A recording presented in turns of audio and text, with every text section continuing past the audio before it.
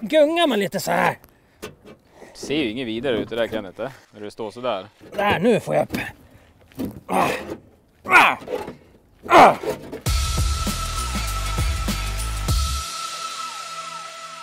Hallå Kenneth, Hallå, hallå. läget? Ja, det är skönt. Det är vår igen nu. Låter förkyld. Ja, det är den här härliga pollen som bråkar med mig. Och det har de gjort nu i snart 10 år, så jag börjar bli ganska van. Jag slutar förneka att jag har pollenallergi. Jag äter medicin och allting, men i början så är det som värst. Det har ju hänt lite grann sen sist. Ja, dock är mognar. Dock står och mognar lite igen. Behöver liksom lite omstrukturering och så. Och Shrek sålde jag iväg. Volvrod, den är borta också. Den är såld. Men nu i vinter här så har det ju blivit en annan bil. Jag tyckte att Shrek blev för färdig. Så då var det dags att säga hej då. Och så bestämde vi att vi skulle köpa en riktigt bra familjebil. En sån här MPV, Multipurpose Vehicle. Men det blev ju inte riktigt det. Men frugan sa så här, det där är du. Det där är du, som var. De såg bild på den här bilen första gången. Så jag åkte iväg och kollade på den här med hunden. Och ja, jag kom hem med den här sen. Och den är väldigt populär faktiskt bland både barn och hundar och allting. Och vi sitter bra allihop. Det är helsoffa fram och bak. Så det är inga problem. Med barnstol i framsätet åker man runt. Det är en Chevrolet Caprice från 1979. Det är väl, jag tror den heter Classic. En 4-dörrars. Det är många som tror att det här ska vara någon sån här fylleprom eller någon sån här pilsnerbil eller någonting. Men jag som inte ens dricker, det är det som är det roliga liksom. Jag ser att du tvättar den också nu när jag kommer på besök. Nej. Ja, jag tvättar den med unicornpiss. Massa salt, vitvinsvinäger och väteperoxid. Då blir det jättesnyggt. Den var ju svart från början då.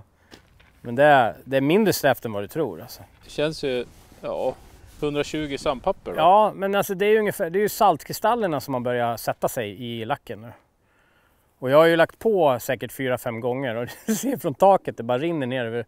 Det är därför det är såna här sköna ränder nu. Jag får åka och blaska av rutorna varje dag liksom, för att ska kunna titta ut. Så fort det regnar då är det så här, det är såna här ränder över hela bilen. Det ser jättecoolt ut. Den här bilen var ju inte så vacker från början. Den är lite bucklig och de har ju nog dansat både på huven och taket på den här. Och ena bakskärmen är rejält intryckt. Så att det känns inte så hemskt ändå för att göra det jag gör med den här bilen. Det här ska vara en bil som kommer direkt ifrån Wasteland helt enkelt. Den heter Lil Death. Lilla döden. Ja, Lilla Döden. Jag kallar den både Lilla Döden och Lil Death. Var har du fått det namnet? Men det är ju så mycket så här Lil hit och Lil dit med hiphoppare som ska vara så här tuffa och tatuera sig hela ansiktet och grejer. Då tänkte jag får ju tatuera hela bilen då, med tanke på att jag gör det annars också. Och då var det ju Lil Death. För det måste ju vara lite tuff också. Men det är ju mest sött tyckte jag. Lilla Döden var ju ännu roligare alltså. Ja, de hade försökt dölja rosten där på bakluckan där, men jag tog fram den istället. Tyckte det var snyggare sådär. Ja, men försöka dölja något som är så uppenbart, det tycker jag är ganska värdelöst liksom. Det går ju inte liksom. Och den här kedjan, den har ju tydligen hängt med jättelänge. Han som jag köpte den utav, jag kommer inte ihåg om han hade satt dit den eller någon innan som har satt dit den. Men den är ju perfekt om man ska behöva dra bilen eller någonting sånt där. Här har jag lite träbitar. Där. Den här har jag gjort nu precis i dagarna. Jag har inte hunnit få dit den än. Jo, så ska det bli ungefär då. Den ska vara vänd åt det där hållet egentligen. Hello Kitty och dörrsidan. Ja, Hello Kitty dörrsidan. Jag var ju tvungen att göra någonting. Man måste motverka död och förintelse med någonting gulligt. Det brukar jag alltid tänka. Så det här kommer bli jättesnyggt med trä där. Och sen innetaket ska jag göra helt i trä också med bränt trä hela innetaket med såna här brädor. Kanske lite tunnare än så då. Bastu? Ja, det blir eventuellt bastupanel, men den är jäkligt dyr såg jag i och för sig. Men det finns en vanlig spontpanel eller någonting sånt där. Den är mycket billigare. För jag kommer ändå bara bränna den och sen ska den liksom sättas i taket. För jag har inget innertak whatsoever. Jag har bara lite ljudisolering i taket. Det är allt jag har liksom. Här har de ju smält i. Det här går ju in liksom. Här har de ju slagit in i någonting. Här så är det ju också. Jag vet inte om de har slagit in i något eller något, så har det börjat rosta och grejer här som skjutsiken alltså. Jag vet vissa delar här när jag har stått och slipat. En halv centimeter med spackel. Men då tänker jag så här, det är bra för då blir det bara så här, det blir så här snyggt på något vis ändå. För det blir liksom lite karaktär, det blir så här 3D-effekt. Gratis 3D-effekt brukar jag tänka så. Och här så har du ett fint så här låspigg. Här, perfekt. Så, upp och ner. Jag satt och gjorde i 2 dagar, höll jag på med att göra de här. Jag är knäpp, jag vet. Och här gjorde jag ju något nytt för den där tråkiga instrumenteringen här uppe då. Problemet bara är att det lyser ju upp i framrutan. Så att jag ser massa gröna dödskallar när jag är ute och åker ibland sen när solen ligger på så där. Och så den här huven är ju helt förstörd, alltså man kollar. Den är knäckt där, den bångnar. Och så kollar du här, hur mycket spackel ligger det här? Liksom jag kan ju få in hela, det är nästan 1 centimeter med spackel för att komma ner till plåten. Alltså det är helt fantastiskt. Men döm om min besvikelse visar att det här är plast. Det här rostar inte alltså. Jag är jättebesviken över att det inte rostar här framme. Då måste man göra något annat tänkte jag. Och här är då en hederlig Halloween-ryggrad som jag har gjort om lite. Med en trevlig liten dödskalle, Screaming Skull. Ifrån Mad Max-spelet tror jag den där Screaming Skullen är ifrån. Sen tycker jag ju att det här skopet är ju helt fantastiskt alltså. De har ju alltså lagt silikon runt om här i skarven för att få bort de här skruvarna. Men jag har alltså slipat fram de där skruvarna igen för jag tyckte det var så snyggt att det är just det här ruffa liksom. Orsaken till att jag köpte den här från början det var när jag såg den här spoilern på den här bilen. Det var det mest brutala jag sett på en amerikanare. Det är något hemknackat, hembrutet, tillfixat som jag har totalt demolerat i vinter. För vinterdäcken som jag satt på, de var ju lite lägre. Och den här stackars spoilern tog i överallt alltså. Jag och John har ju stått och brutit tillbaka så mycket vi har kunnat. Men jag ska trycka upp de här i ändarna här riktigt så att det blir rätta stuket på hela den här. Och svetsa ihop här igen liksom. Du ser den sitter ju liksom lite sådär nu. Men den är så cool. Jag älskar den alltså. Den ser så fruktansvärd ut bara. Helt fruktansvärd. Nej, det här är ju verkligen Mad Max. Ja, Fury Road eller Mad Max 2 eller någonting sånt där liksom man åker runt. Så ja, nej, The Road Warrior, de filmerna har verkligen färgat mycket av det jag gör idag alltså. Framförallt Fury Road, den senaste från 2015. Den är helt otrolig. Det är ju både jag och Emanuel och John och ja, vi har ju lite samma stuk allihopa alltså. Vi är Rat Bastard Crew. Det är verkligen våran stil har det blivit för många liksom. Och det är ju inte rostiga häckar som är helt förstörda, som är helt livsfarliga, utan många av våra mål är faktiskt att det ska se ut som det kommer direkt från helvetet, men det ska fan fungera också. Alltså det ska fungera och det ska vara säkert. Och det är det här många inte förstår. Och det här är verkligen så långt ifrån en pilsnerhäck det kan bli faktiskt. Här ska man säga race-loggor och grejer då. Och då har jag istället kört ägg, mjölk, bananer, bröd, skinka och peppar. Jag tycker det är helt fantastiskt. Och alla ska ju sänka de här bilarna, det är väldigt viktigt. Jag höjer istället, sätter på offroad-däck. Den ska höjas lite till här och jag fick tag på Jeep och stötdämpare och fjädrar som ska på den här. Jag hoppas att det ska bli lite högre, om inte annars kommer de bli hårdare. För att jag slår igenom hela tiden fram här. Så jag brukar få bryta upp liksom in i skärmen lite så att den slutar ta i så mycket hela tiden. För det låter väldigt illa när den slår i alltså. Så då brukar jag göra så här. Börjar man här lite lätt. Måste vända på den där. Och så använder man däcket. Och så gungar man lite så här. Det ser ju inget vidare ut det där Kenneth, när du står så där. Där, nu får jag upp. Så, nu ska vi se om det funkar bättre eller värre. Ja, nu är det plats. Så, där. Det här slipade jag fram igår och så la jag på Unicorn-pisset. Det är helt rostat. Det är alltså galet vad fort det går.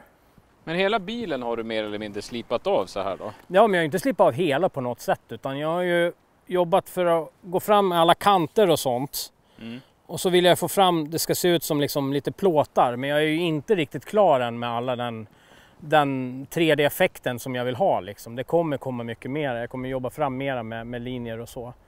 Du är väl aldrig klar? Nej, jag blir aldrig klar. Nej, men det kommer bli mera påskapennor och sånt liksom, och försöka få ihop också att skärmbreddarna blir en del utav själva plåtgrejen också. Men det är ju plast så det är ju svårt att få det att rosta också. Men jag har till och med rostspray och sådana saker som ser ut som rost. Så jag ska se hur jag kan göra. Om jag kan. Men har du varit och skurit i skärmkanterna här? Jag var ju tvungen. Ja, skärmkanterna, de originalskärmkanterna är inte skurit i. Inte bak, för där får jag plats med 33-tummare, vilket jag letar efter nu för fullt. Alltså. Jag vill ha tag på 33 bak. 33, 12,5, 15 skulle vara jättekul att ha bak, för att det här finns det ju. Det är ju hur mycket som helst där. Och är det något i vägen så skär jag bort det bara, det är inget mer med det. Det är något här, men det kan jag ta bort, det är inga problem. Men alltså det breddar ju ut fint, men de här skärmbreddarna som jag fick av min svåger, de var ju lite smala. Så då knäckte jag den och så satte jag dit den och så slipade jag lite snyggt och så la jag på Gorilla Tape så här. Så nu ser det bra ut. Nu ser det ut som det är gjort i Mad Max anda, typ. Det funkar ju, det är det som är det roliga. Det här slipade jag i morse faktiskt. Och jag har inte lagt på någon unicorn-piss än. Du ser, så här ser det ut liksom. Sen när jag sprayat på lite så av det här, då bara så är det rost. Samma krackeleringsfärg på fälgen också? Ja, det är faktiskt ifrån Highlights så har de en krackeleringsspray som gör det automatiskt. Liksom. Du lägger på deras färg, från Gold-serien kan du bestämma vilken färg du vill ha. Och själva krackeleringen behöver inte vara svart heller, utan det finns säkert 4-5 olika andra nyanser. Då. Så det finns jättemycket olika alternativ. Oj, nu är det halleluja här.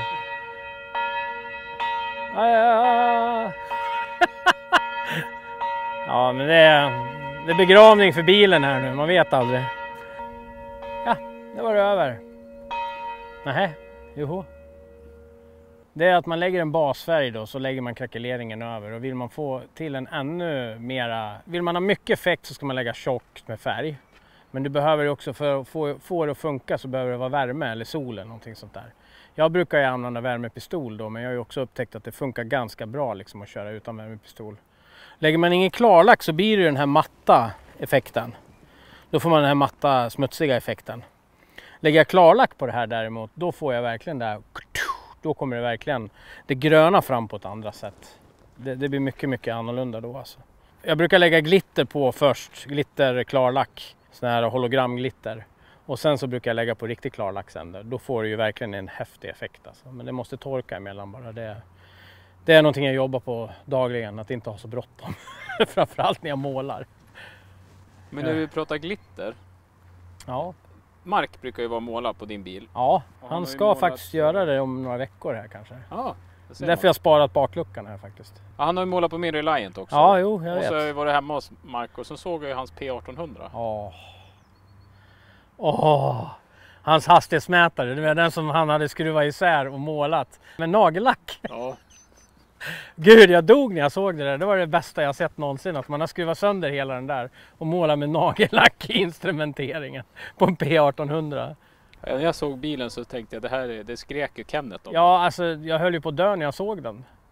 Och han är lite sadistisk då. Han tyckte det var väldigt kul att visa den till mig, för han visste hur mycket jag skulle gå igång på den. Nej, den är helt otrolig den bilen. Men alla de här prickarna, det har du bara duttat dit? Ja, jag duttade dit det för att jag håller på och ska märka upp för att jag ska göra så det ser ut som nitar. Men jag har liksom inte riktigt de rätta pennorna och sånt än. Så att jag märkte upp det här först nu och sen ska jag börja jobba på att göra riktiga så det ser ut som nitar. Alltså inte sätta dit nitar eller någonting, utan måla fram nitar helt enkelt. Jag tycker det är kul att lära mig sånt. Allt sånt som jag inte kan är roligt att lära sig. Men under huven då? Som jag får upp huven på en gång då. Titta, nu funkar fjädern för en gångs skull. Alltså, det är den trögaste huv jag varit med om någon gång. Så. Det är ingen risk att den ramlar ner om man säger så. Nu sitter en 350 Vortec motor i den här. Där de har konverterat om då insprutningen till förgasare.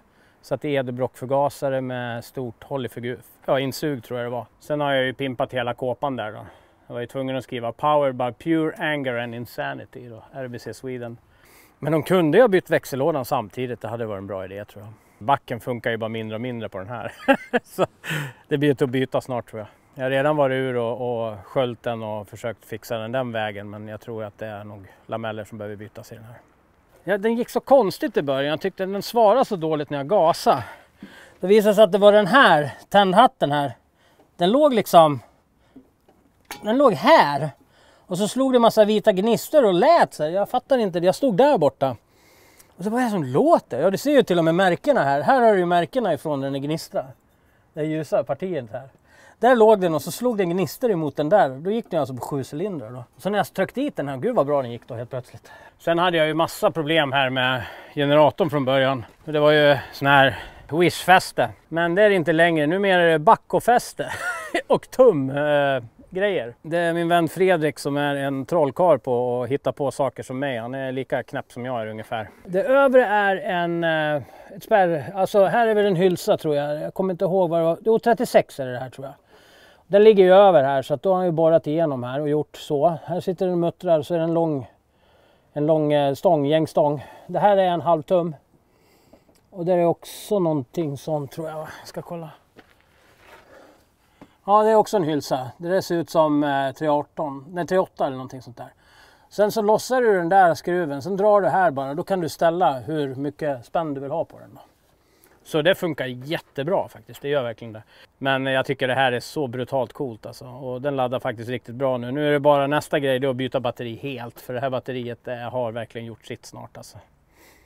Var och varannan dag får jag liksom kabla igång bilen.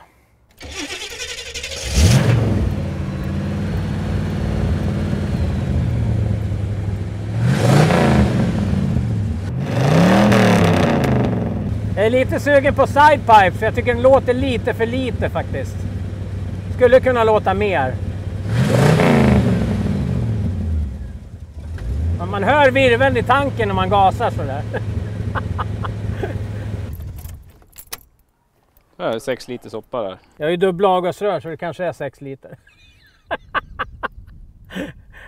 Ja, det är så många som sitter och är besvikna i sin Kia eller någonting sånt där liksom. Eller något franskt eller någonting sånt där. Och så när man kan åka sånt här. Visst, det kostar lite vad gällande blod, svett och tårar och ibland pengar också. Men det är faktiskt överlag inte så mycket dyrare än en ny bil tror jag. När du lämnar in en ny bil på service, jag vet inte hur många tusen lappar du betalar liksom. Den här bilen betalar jag, vad är det, 1400 om året i helförsäkring. Skatt 65 kronor om året. Besiktas varannat år. Så jag vet inte. Jag tror det går på jämnt ut ganska mycket och jag kör inte så många mil hela tiden. Jag sitter inte och pendlar varje dag. Liksom. Jag gör ju inte det. Så egentligen så, jag tycker det är värt det helt enkelt. Jag gör verkligen det. Vilken rolig bil Kenneth. Tack, tack. Alltid lika roligt att träffa dig för det händer så mycket roliga saker runt dina projekt. Ja, jag brukar ju försöka gå nya vägar och hitta på nya saker och göra lite tvärt emot. Det är lite min grej. Ja, jag tittar förbi vid ett senare tillfälle. Ja, du är alltid välkommen. Säger vi hej då så länge. Hallå!